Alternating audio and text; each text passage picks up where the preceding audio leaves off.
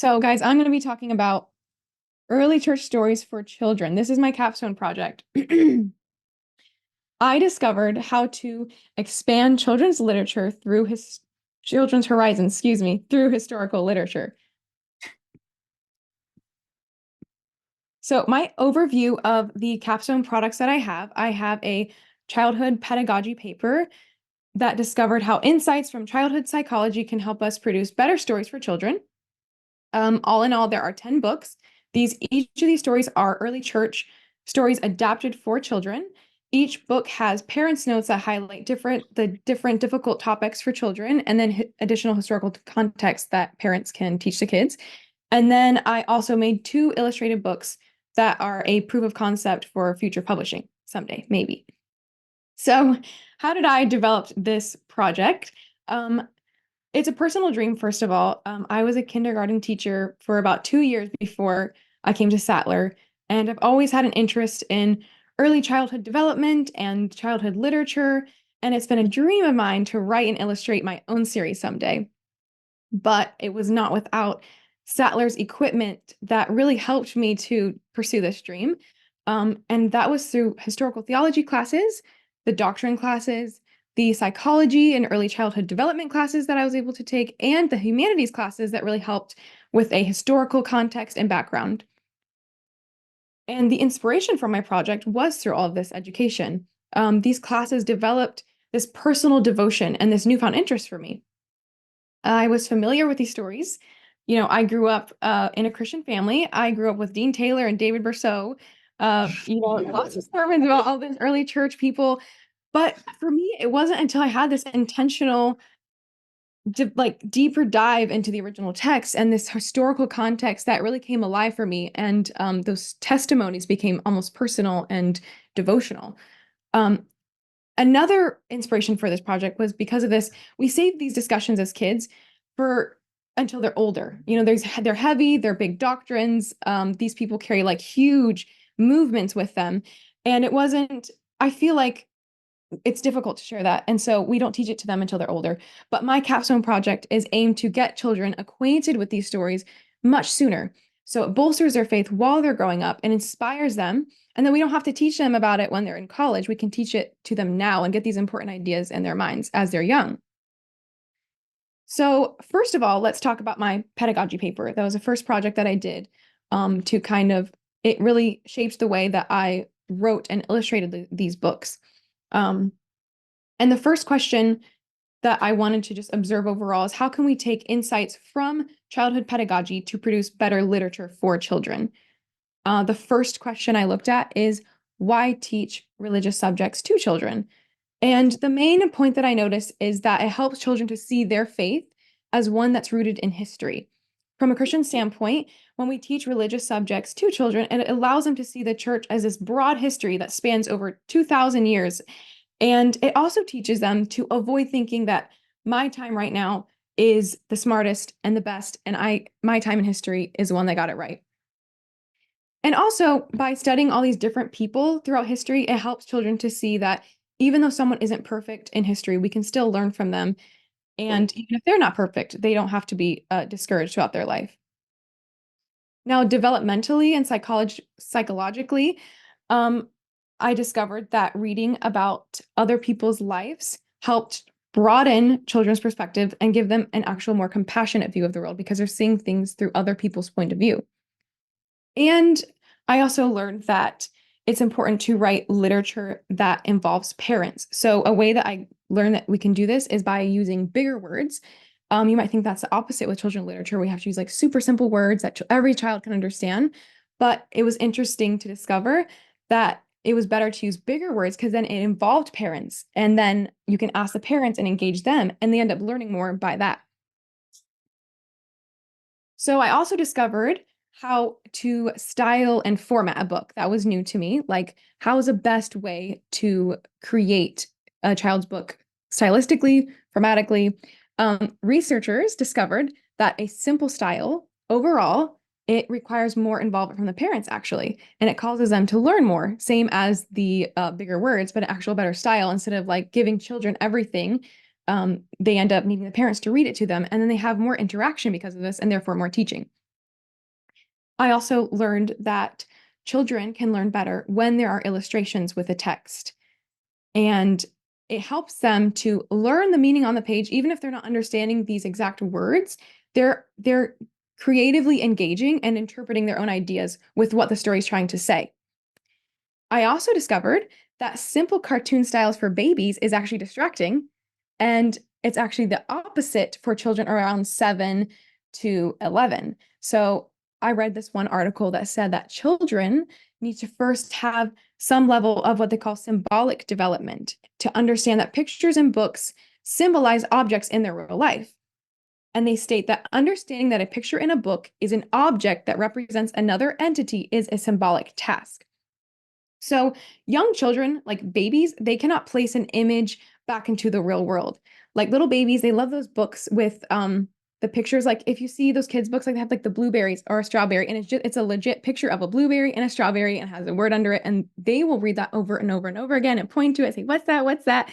And they love that. But older children, I discovered, loved simple pencil drawings. This is what the articles I studied stated. They love that over the photographs and the photorealistic artwork, and they actually learned more through that, apparently. So let's go to the 10 stories that I wrote about. I wrote about Justin Martyr, John Chrysostom, Athanasius, Perpetua, Polycarp, James, Augustine, John Maximilian the First, conscious objector, and Octavius. I think we're all kind of familiar with these stories, but maybe as kids we weren't. So I'm going to go through like about 4 or 5 of my favorite personal favorites and kind of give you the example of how I went about this writing it for children. So for Perpetua, she's a very interesting story that she wrote in prison with there's Felicity with her and a few other Christians. I really wanted, as a young woman, I also wanted a lot. I really wanted to add Christian stories about women, but I read almost every single one, and unfortunately, a lot of them were very gory and had a lot of gruesome detail that I couldn't quite simplify for children. But Perpetua's journal was a wonderful example of one that I could use. And she wrote in Latin while she was imprisoned, and her journal recounts all the events leading up to her death. And then when she died, an anonymous redactor finished her journal. And it's very well done. It's a really interesting story, but I had to simplify it into my own words when necessary. So because it was somewhere like a good example of this is she has this very long and complicated dream. It's kind of metaphorical, and I simplified it in a way that children can understand it and benefit from it. Like she's climbing this ladder, and there's this huge beast, but I was able to try to put it in words that children can understand, so they actually get the meaning behind it. Otherwise, they might just never read the story. A random interesting fact about Perpetua is that she was 22 years old with a nursing child in prison, which could be us, it was very crazy reading about that. I want to also tell you about Athanasius.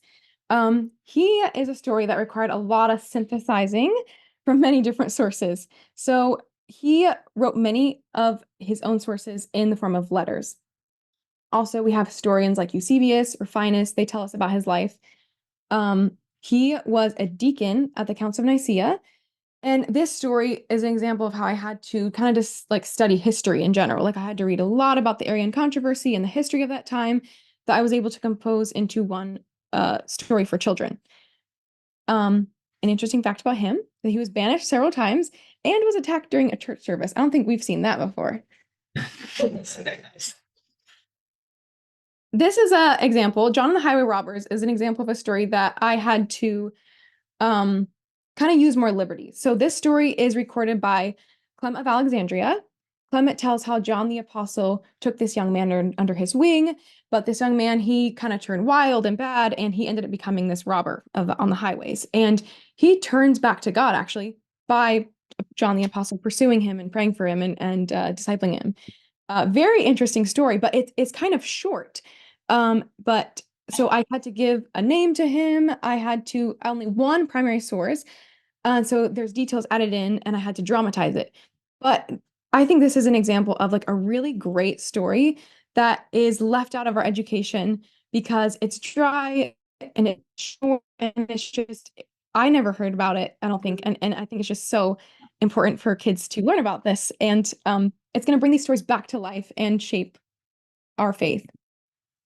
So, The Witness of Justin Martyr is another one I want to tell you about quickly. It's his account of his life and conversion and his dialogue with Trypho, which is an apologetic work in defense of Christianity, and his letters to the Roman Empire. That's where I got these sources from. Now I'm showing you this one because it's one of the ones I fully illustrated.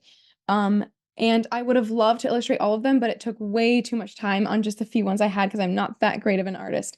But let me show you quickly what these look like. So I have a title page, and then the stories with illustrations and some explaining. Sometimes the Greek words are explained. This is just an overall look. Another picture when he's confronted by the old man on the beach. I don't know if you remember reading that. And he has this huge apologetic conversation that I tried to simplify. Another favorite of mine is The Life of John Chrysostom. So this is one I also illustrated.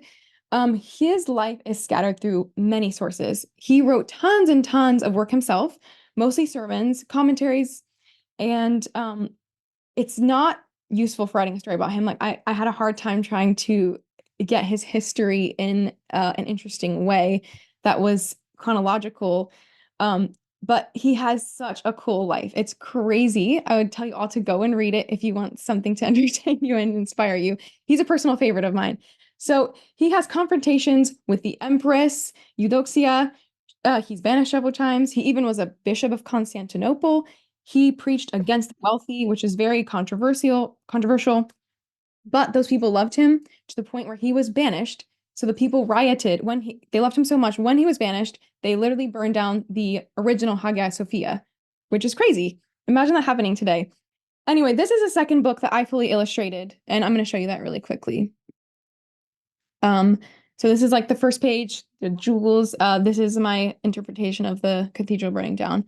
And interesting fact, this painting, technically, this is a take on the original painting.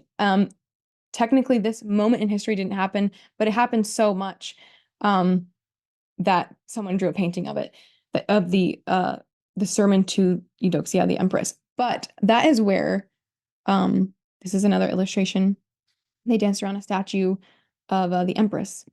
But the example of the historical complexities is where parents' notes come into play. So I wrote every book to have parents' notes to incorporate, to add on to the books, where there's a lot of some controversies and some discussions, where there's some issues we don't understand.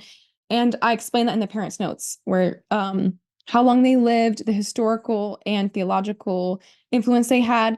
And then I also just give a theme of what's the importance of these people and how can we aid our children and teach them, what can they learn from it. And then each one will also have the primary sources. So thank you for your attention.